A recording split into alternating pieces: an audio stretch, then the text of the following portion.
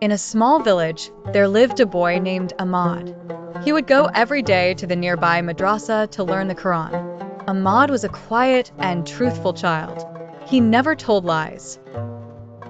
One day, the teacher made an announcement. "Tomorrow, I will ask everyone a question. Whoever speaks the truth will be rewarded."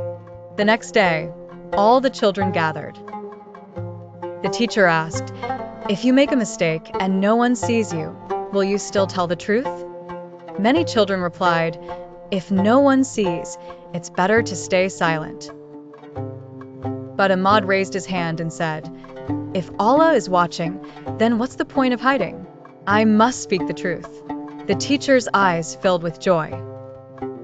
He hugged Ahmad and said, "My child, this is true faith." Always remember that honesty is a key part of Islam, for our actions are witnessed by Allah.